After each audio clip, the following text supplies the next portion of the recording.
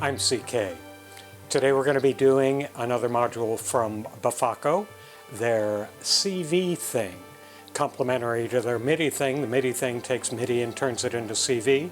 This one takes CV and turns it into MIDI. I've had a number of modules I've built over the last couple of months that I want to use with my digital audio workstation, some pattern generators, LFOs and things, so I figured this would be a great way to do that. Oh, by the way, see my new lab coat? I had a woman viewer write in saying she was tired of seeing me always wearing the same blue fleece, so I got this to cover it up and to class the place up a little bit, huh? Befaco modules are generally very high quality and relatively straightforward to build, so we'll take a look at this one, put it together, and see how it works. Hope you enjoy the video. Here's the bag, Befaco CV thing, out of Barcelona, Spain, of course. Let's take the bits out. We've got a eurorack cable. Let's take the piece of paper out because I think that's where the front panel and the circuit boards are going to be, but I could be wrong. Okay, let's look at the front panel and the circuit board. Let's look at the front panel to see what it's got. MIDI out, and then there's an up-down indicator here, which is probably changing MIDI channels. And then there's, that's probably an LCD display, I'm going to assume. And this, I don't know what this is. It's got a little hole in it, maybe a rheostat, I don't know. Or, I'm sorry, potentiometer, I don't know. And then lines like broadcast, I don't know what that is either.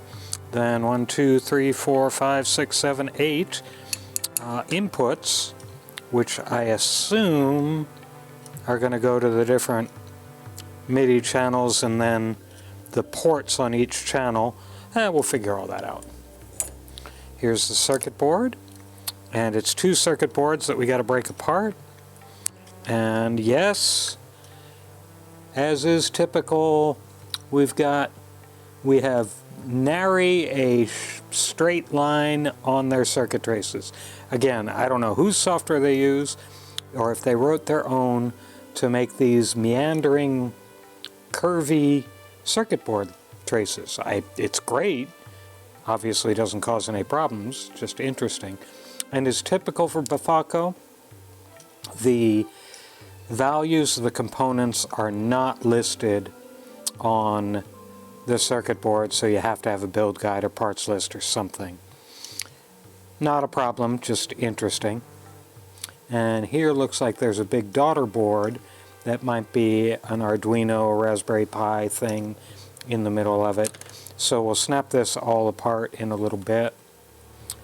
Of course, all the solder holes are through-hole plated, which is good. Another Befaco sticker, I got a bunch of those, of course. A Befaco panel nut wrench. I now have 7 of these, because they give me one with each of them.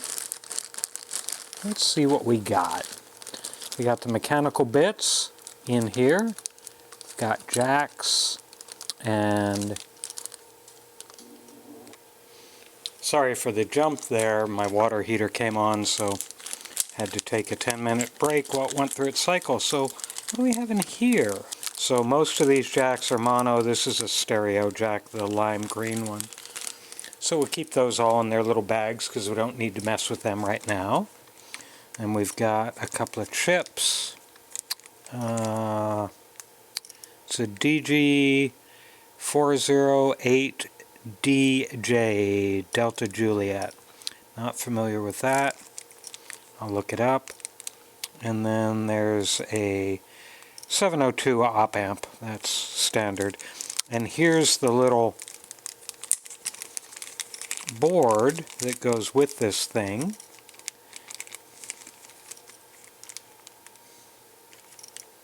Button there, USB jack, And this is the controller. I don't recognize the manufacturer logo. It says MK20DX256. I'll look that up too.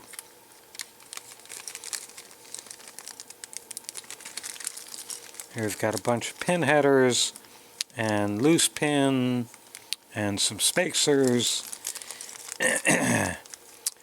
and some more pin headers and the power jack and all that, and another spacer. Here's the electronic components. There aren't a lot, as you may have seen from the circuit board. Big foil cap, I believe. Some resistors, bunch of 104s, a tenth of a microfarad caps for the ICs, a couple of ferrite beads for a little induction. Then here we've got our sticker that says knurlies inside. By the way, if you don't use knurlies in your rack, these are knurlies. They're rack screws that you can use your thumbs with. They're knurled, and you can also use a screwdriver with them.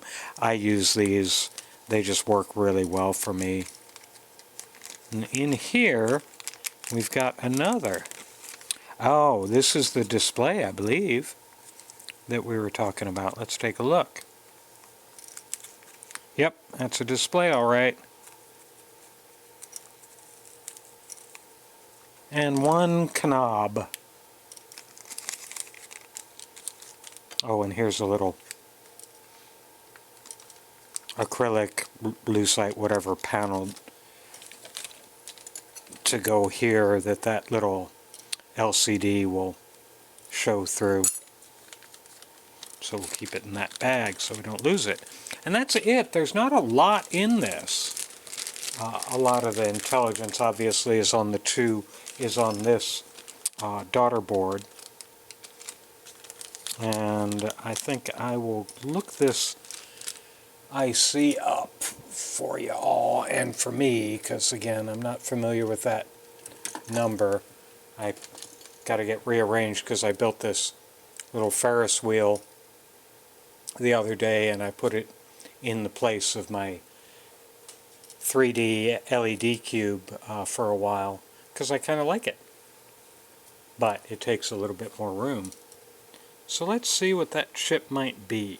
Okay, let's look at it again. I'm going to pull it out of the bag.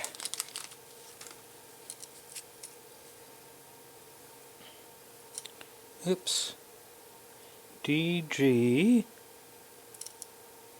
408 DJ datasheet. Let's see what it comes up with. There it is, from alldatasheets.com.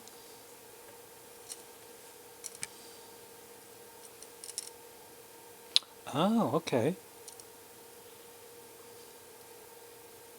This is 8-channel differential, 4-channel CMOS analog multiplexer.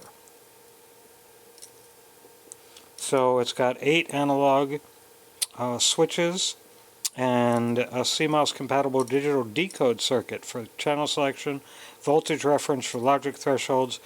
So that's what's going to be sending the signal out, I believe, after the other little board figures out exactly where to send the information to. So that'll be interesting. Now, that's all the parts. Again, there's not a lot of parts in this. Oh, and you can see the build video on that LED Ferris wheel. It's all surface mount. But it's a good surface mount practice board if you want to get into that. We're going to get halfway through the build and then do a smoke test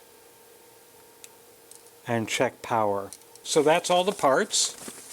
We'll get the soldering iron heated up and we'll start putting this thing together. So first thing we're going to do is break the boards apart. Some people like to keep them together all the way through assembly. I don't. I like to break them apart.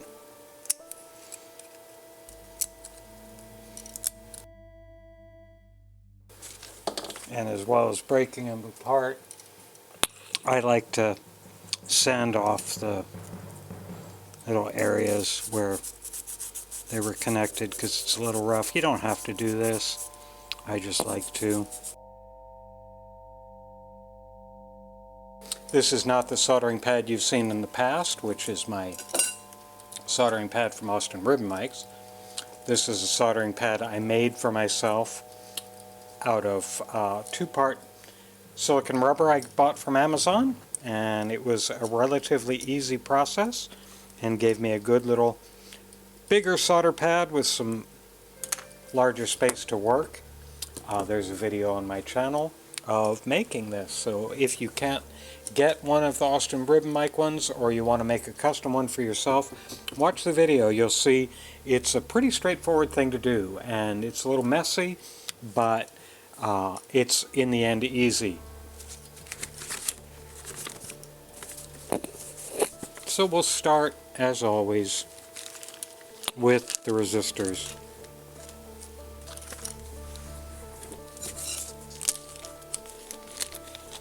And Befaco is similar to me, and they recommend you always check the resistor values with the multimeter, just because sometimes you don't know, and sometimes things don't work out all that well. So we should have 4 10Ks. That's what their stripes indicate. Let's see what the actual value is. 9.98. That's not bad. R5. Normally, they add a hundredths column to one of the boards, so you know whether a resistor goes on this board or this board, but this time they didn't. So R5 is actually on the jacks and knobs board, not on the logic board.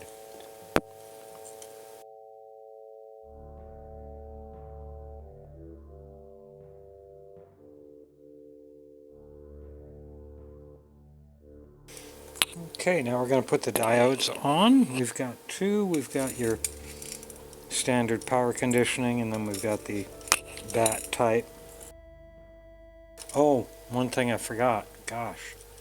I use these diode leads.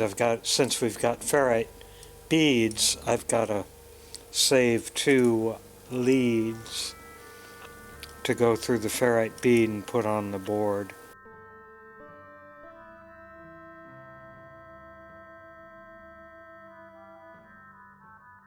Put the ferrite beads on now, get that out of the way.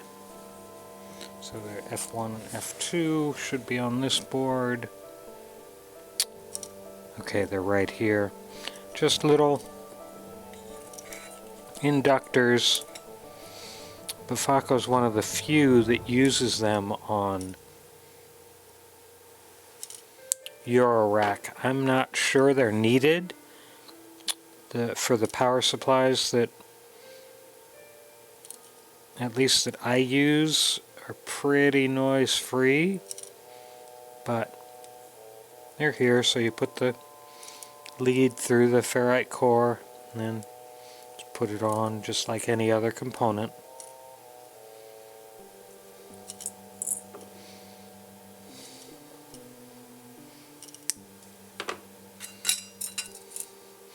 And if you ever mess up or lose these, they fall on the floor and roll away, well, just put a lead in there and jump it. Not having a ferrite core is not gonna substantially affect the performance of the unit, if at all. That's my opinion. I have not tried it. Just my opinion based on power that I've seen. in most eurorack power supplies again, which is pretty clean. But what I just said is in no way endorsed by Befaco or anybody else.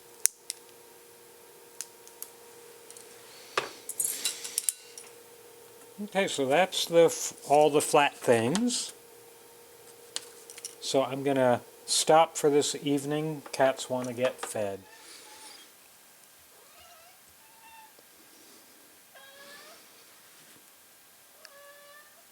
Do you want treats? Do you want snacks? Next, we'll put the IC sockets on the board. Again, just the two of them, one for the multiplexer and the other for the op amp. Next, what do you want me to do next? Now we'll do all the capacitors, all the 104s.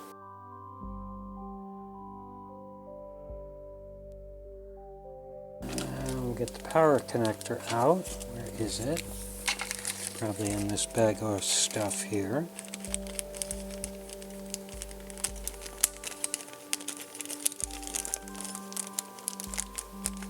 And this is an angled power connector. See, it's got a 90-degree bend to the pins. And it goes in JP6.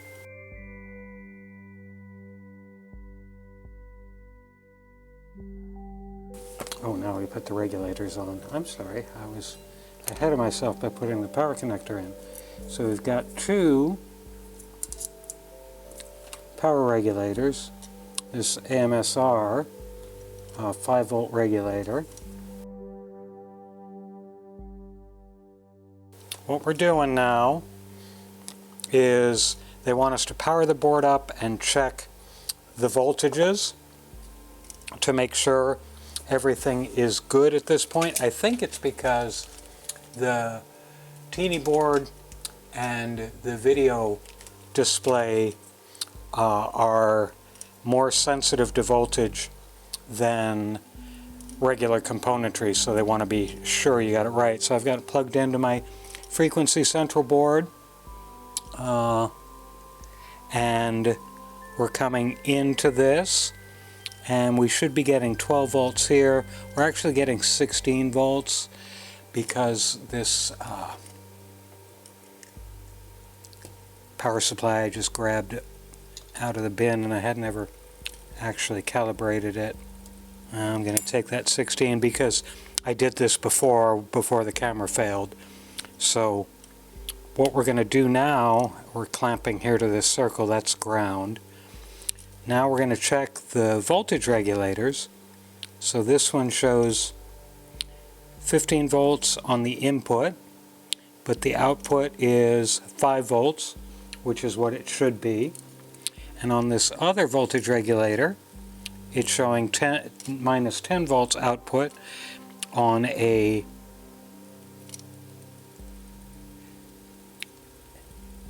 input. So that looks good too. So the power actually getting out. And now let's look at now we're going to look at power to the chips.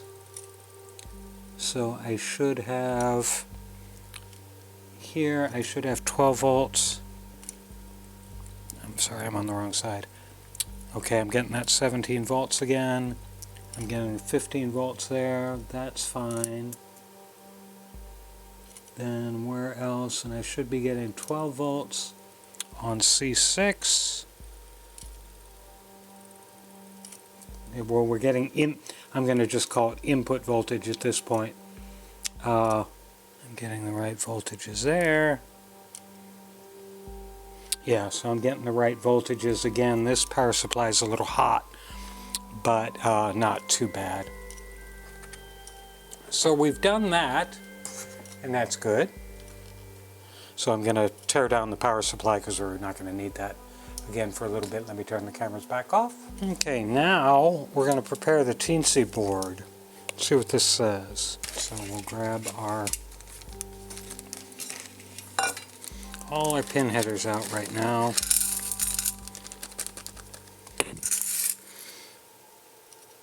So we're going to have this one go like this. This one go like this.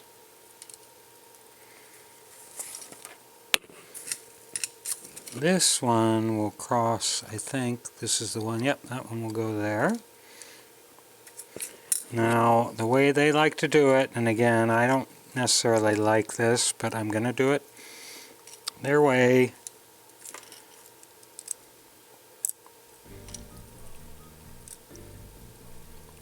We'll put the male headers in there too, because we're doing it to make sure everything gets aligned properly.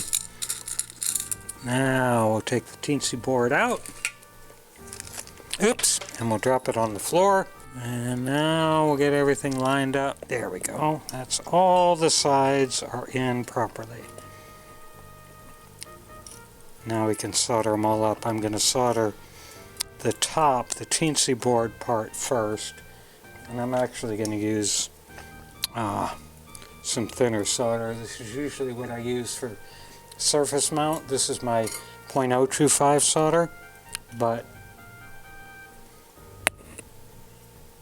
these pins are pretty close here, and there's some surface mount components.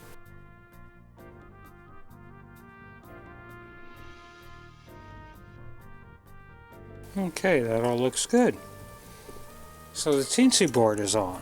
Okay, now we got to do something else with it. Now we got to pull the teensy board back out, because now we've got two pins that go in here. They're called pogo pins. They've got a little springiness to them.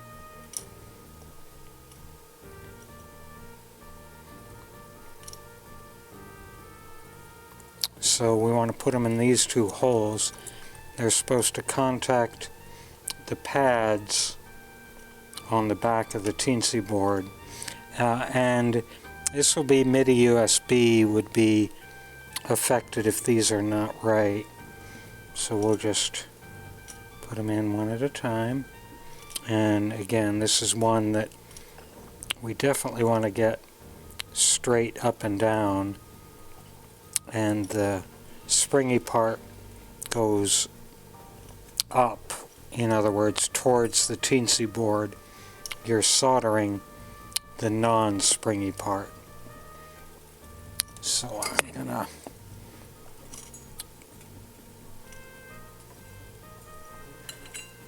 drop it, of course. Let me try this. I'm gonna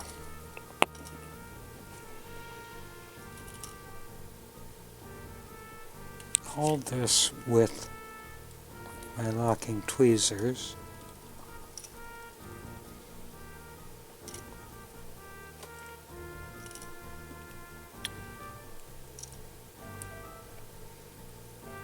And then I'm going to weigh down the board so I'm not,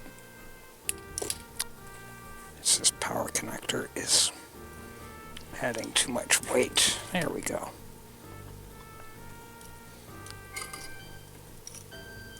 I'm going to solder this just roughly right now. Okay, now I'm going to take a look at it. And it is definitely not straight.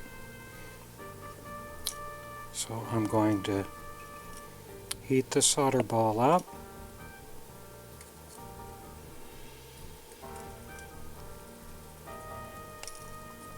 And that's still not straight. Problem is, because this is metal all the way through, as I heat the solder, it's heating the pin too and burning my poor little fingers. This is not, let me get my tweezers again to see if I can get this right.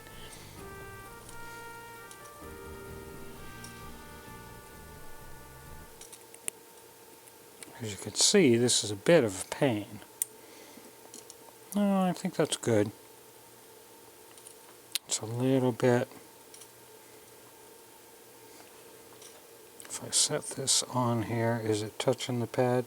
It is not. It's going a little bit too this way. And that took it too far. This is a little bit of a pain.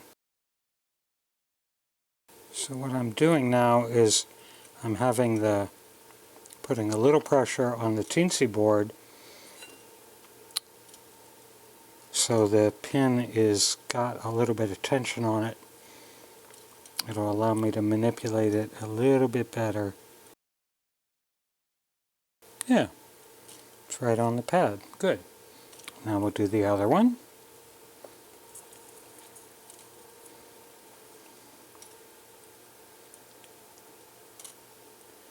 I'm going to do it, oops, oh, I'm going to do it all this way with it kind of pinned between the teensy board and this motherboard, circuit board, because I think that will actually ensure that I can get it right without having to fumble around for 5 minutes like I just did. And both pogos are on the pins. And I'm going to go ahead and settle this teensy board back on. Okay, now we've got more pin headers to do. So we've got 3 all together, and these are, I think the first one, I think this first set is the male, and this, is the female, and this is the male. Since there are 3 male and 2 female, 3 male and 2 female, but it would have been okay if they had actually said male and female pin headers on the build guide.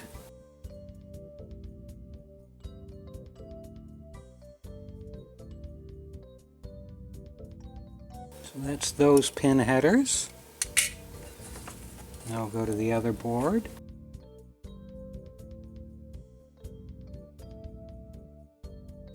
Okay, now we're going to do the OLED screen.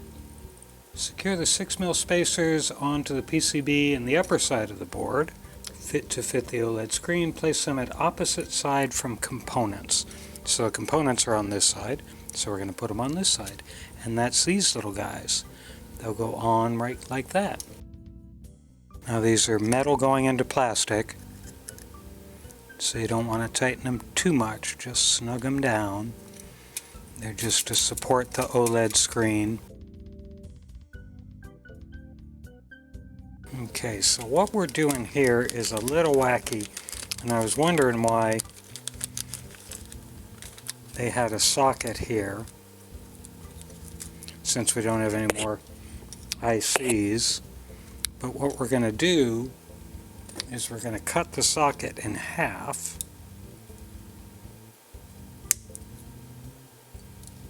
Viz.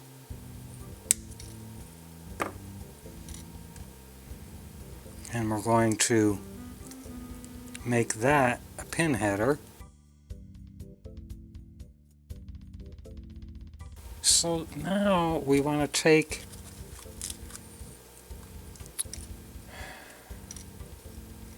the OLED screen. You'll see it doesn't actually reach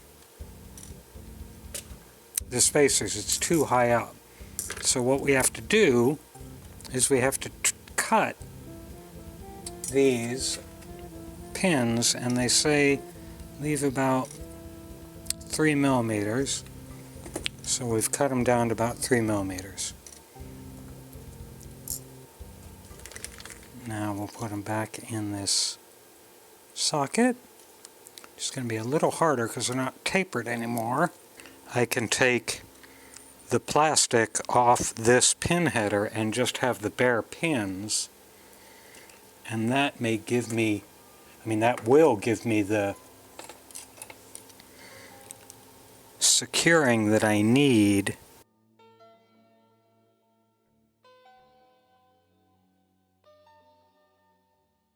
Okay, now I'm going to straighten these pins back out, and then, as I said, after I get this all done, I will probably have to trim them down a bit again, which is all good. So if it went full depth in the socket, as you can see, it would be all the way down, but we obviously can't go full depth. So I'm going to take off another millimeter or so.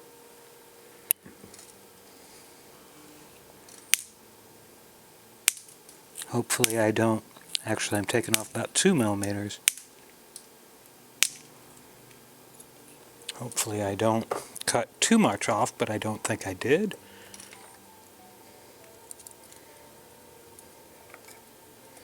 What am I doing? Confusing myself. Okay, are we all going in? Okay, that worked. Oh, now we're going to power this up before we put the other ICs in to make sure. I think we're making sure that the Teensy board and the display are working correctly. So let me go grab a power supply. One sec. Grab the shop frequency central route master. Power it up. Try and remember where we put the cable. Okay, so when we power this up, the module, the OLED should show the Befaco splash screen and then the main screen. So let's see, can you all see that? Yeah.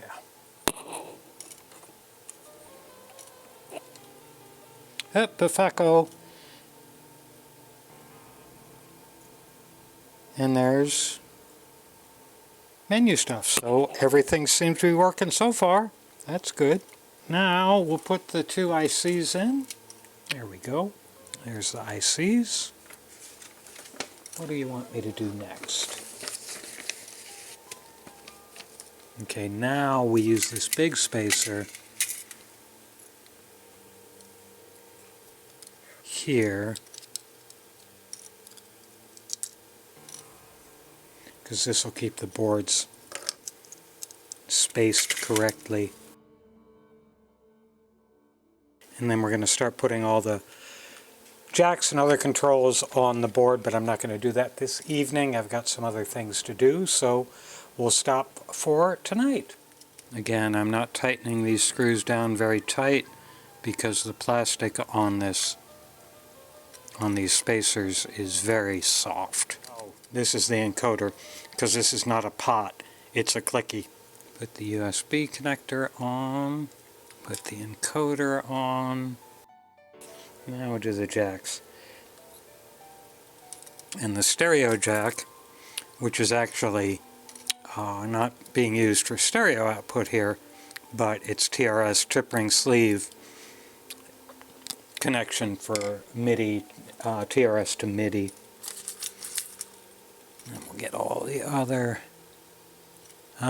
see, they've done this before. So the ground pin here is offset. It's at an angle. Usually they're in line, but sometimes Befaco angles them. Not really sure why. Okay, so that's where everything goes, and we'll go ahead and get the front panel and put it on top.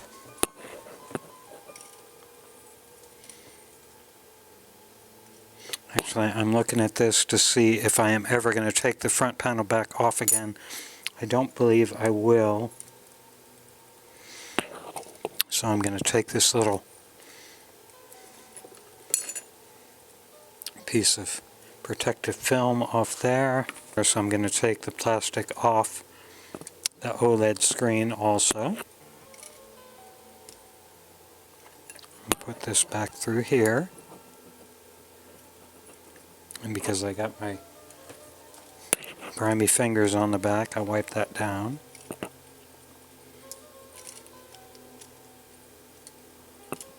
Now we'll get everybody lined up. Get my little pokey thing to get all the jacks to participate. There, that went together very, very well.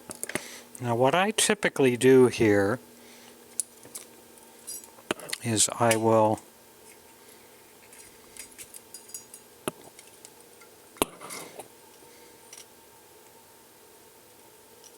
do the ground pin on that jack, make sure it's completely flush. And I'm going to do a support pin on this guy. That means, well, that's not going to, oh, look at that. Oh my. So I got to take this right back out. I'm sorry, guys. I'll show you here in a second. I'm pulling this all off again because on the USB connector, one of the pins didn't go through. I was a little worried about that to begin with. So I got to pull this one back off. This pin got all bent out of shape. But easy enough to straighten out. I'll try and do it a little more carefully this time.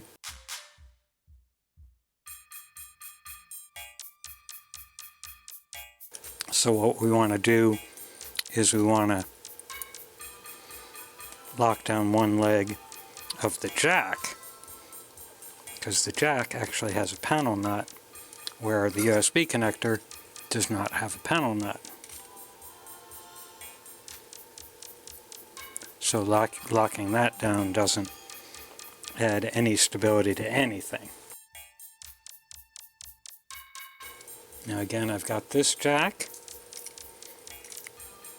with one leg locked down.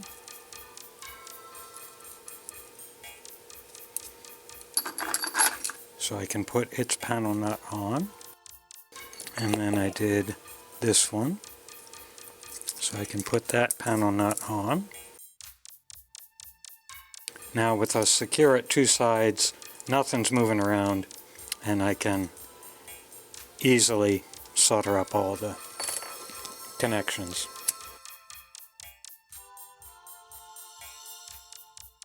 Let's put the rest of the panel nuts on.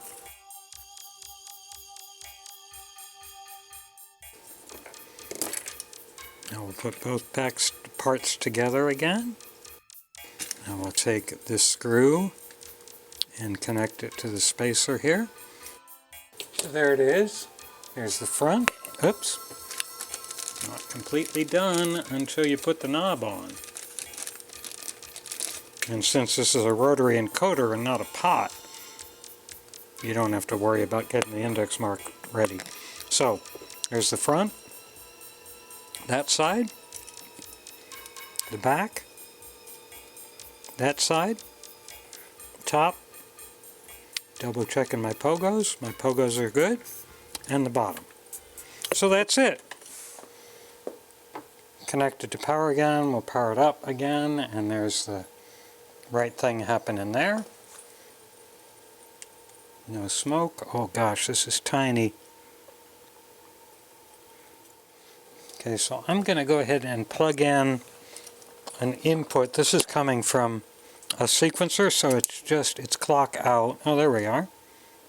Let me see if I can get this closer. You can see right here, it's getting a trigger on 1, as it says, and it's sending out a CC14 on the MIDI port. So, basic functionality works. I still have to calibrate it. Okay, let's get the calibration done. So to start this, make sure I stay in frame. We're going to press and hold the encoder, and now we're going to go to, where was it?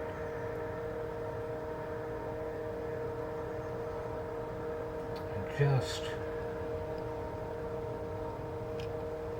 go back. Nope.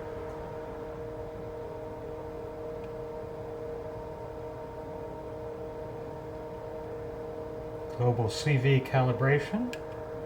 Now we're going to feed it 2 volts from over here. Oops. That's 1.98, which is close enough to 3 for me right now.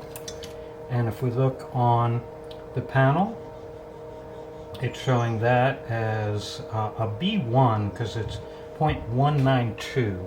Let me see if I can tweak this a little bit more to get me where I want to be. I think if I bring it up over here, there, now we're getting to pure 2 volts, and that's 1.94. So there's a little voltage drop in, let's call that 0.06 volts voltage drop, and now it says 2 volts, and that would be C0. So that's fine. Now we're going to go ahead and run it up to 8 volts. Here's 8 volts, and the voltage drop there is 0.02, so that's 798. So that makes in C6, which is close enough. I mean, 8 volts to this is C6, and we're inputting 7.98, and it's given us C6. So I'm fine with that. That's a good enough range. So that's the voltage values, so that's all good. So we'll turn that back off. And you can watch it decay because the capacitors in this power supply are discharging. There it goes all the way to nothing. Now, just for fun, I'm going to back out.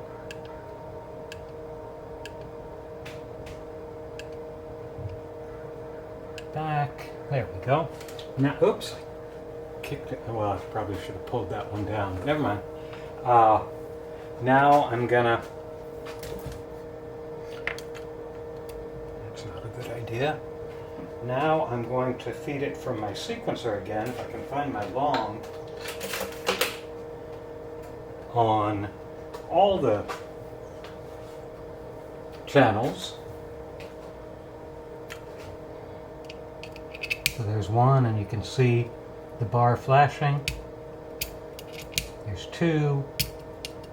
There's 3. There's 7. I'm sorry. It goes horizontally. There's 7. There's 2.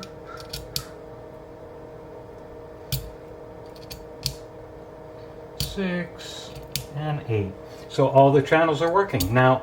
So that's all fine. So that's the calibration steps. Pretty simple, just setting the voltage, and then you can go on. So it was a good build. I was a little confused on the front panel, but we got that sorted out. It's another great module from Befaco, complements the MIDI thing very well.